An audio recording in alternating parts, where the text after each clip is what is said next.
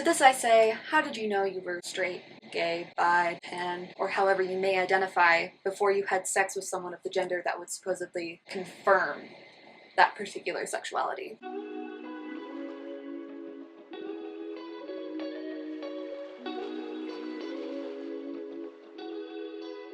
Hello lovely humans, welcome to the space on the internet. So a little while ago on our YouTube community page I asked for what myths, misconceptions, and misinformation you have encountered, heard, or experienced about asexuality. And there were a lot of answers, a lot of really good answers, so thank you all for that. In fact, there were so many answers that I have a total of 51 different myths that I want to explore on this video series that I've decided to make, and I'll be dividing the myths and misconceptions up into categories, and each category will have its own episode. So, here we are, first episode of Busting Misconceptions about Asexuality. I got my asexual apparel on, and let's go!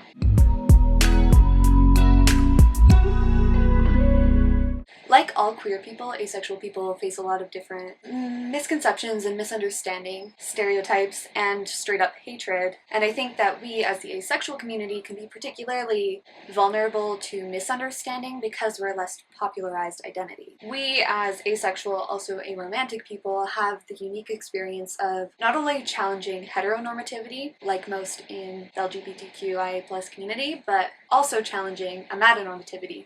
I have a whole video on amatonormativity if you want to go check it out. Due to this unique experience of defying amatonormative standards, this just expands the fields on which we stand to be misunderstood. Before proceeding, I want to warn you that this video is going to be riddled with asephobia, harmful stereotypes, and will include some talk of potentially sexual violence and politics, mental illness, trauma, and generalized queerphobia that could be upsetting, particularly if these are sensitive topics to you. So, let's get on with our myths and misconceptions. Today's episode is on confusion and denial of the asexual identity. So myth number 1, we haven't found the right person, and if we do find the right person, we will feel sexual attraction and can be converted. I want to start off by saying that none of these answers will be universally applicable to all asexual people. With that in mind, when someone says that they're asexual, it usually means that there isn't a right person to be found in the first place. We can't really be swayed of our own identity and experiences. Implying that we'll eventually feel sexual attraction towards someone reinforces that you do not believe in our ability to conceptualize and understand our own identity. On the topic of conversion, corrective rape may be one of the most explicitly violent forms of asephobia. Aces run the risk of being violated due to someone's assumptions that we can be converted. So really reflect on whether you want to be behind the narrative of asexual simply being in need of correction.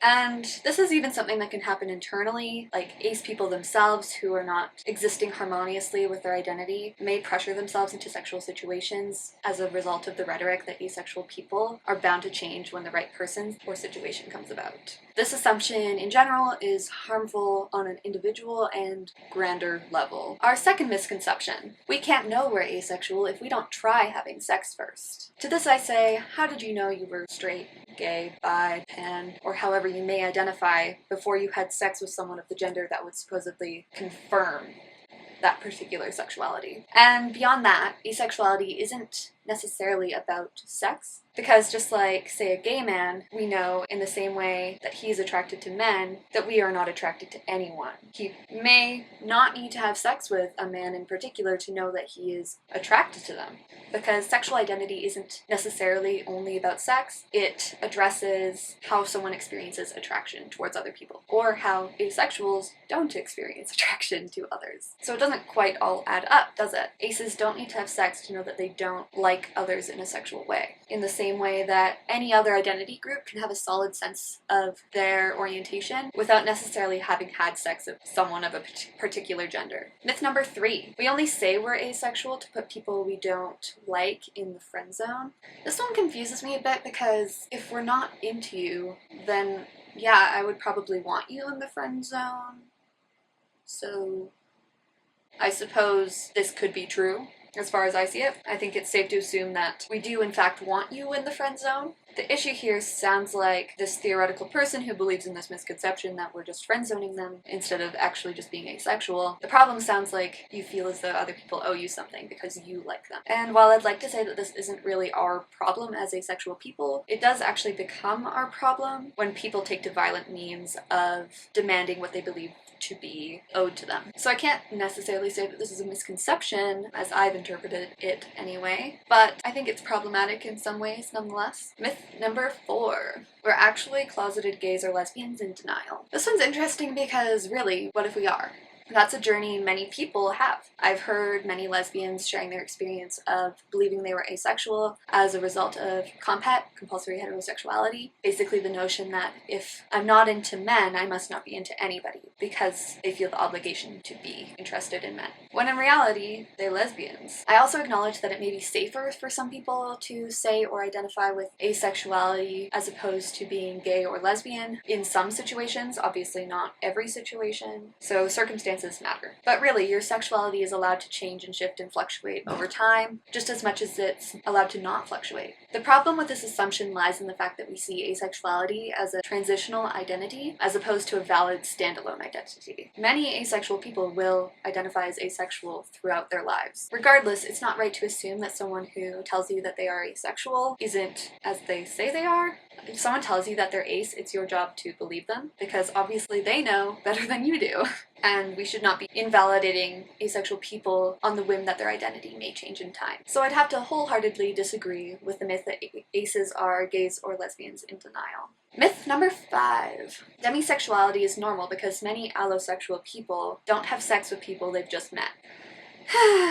Once again, it's a matter of attraction versus action. Because it's true that many people don't have sex with others until they develop a trusting relationship, but this is a matter of action. They're not having sex, they're not deciding to have sex, action with this person. Allosexuals, people who are not asexual, likely do feel attraction towards someone, regardless of whether they are actively choosing to have sex with them. Demisexual individuals, on the other hand, won't feel attracted to anybody at all. They won't feel sexually for another person until they develop a particularly strong bond with them, which could be next to never. The thing about demisexuality is that it is an asexual experience. If you're demisexual, it is likely because you identify with the asexual experience. Demisexuality isn't a lifestyle choice, it's a way of, well, not experiencing attraction. Misconception number 6. We're too picky and our standards are too high. This rides on the assumption that we want to feel sexually for other people, or that we want to form sexual relationships with someone else, which may be the case for some asexual people, but that's kind of irrelevant. We can't exactly be picky if we didn't sign up to pick in the first place. Our standards can't be too high if we don't have standards to begin with.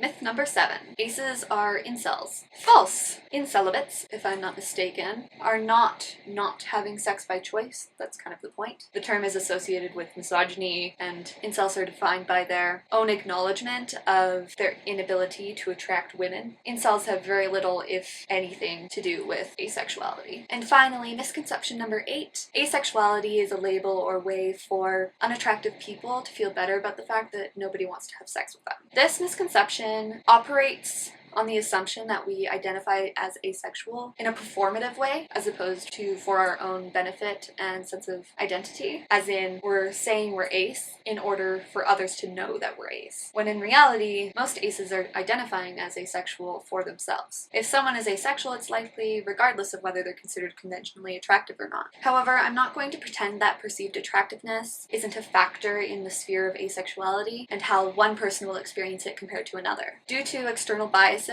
and ideas surrounding attractiveness, attractive and unattractive aces may have a different experience with ace phobia. This idea goes hand in hand with fat phobia and how different bodies are systematically treated differently. So no, aces are not identifying the way they do because of their physical appearance at all. But we should keep in mind that aces who are conventionally attractive versus aces who are not conventionally attractive will be subject to different criticism than those who are, such as is exhibited in this misconception misconception. This misconception is only going to be applied to asexuals who are deemed unattractive. Or it might be applied to attractive asexuals, but it relies on some basis of being perceived as unattractive. So that is episode 1 of Busting Misconceptions about Asexuality. This was our confusion denial episode. Stay tuned for our next episode, which will be... It will be infantilization and different misconceptions we have around asexuality to do with infantilization. I hope you enjoyed this video. We're happy to have you in the space on the internet. Bye!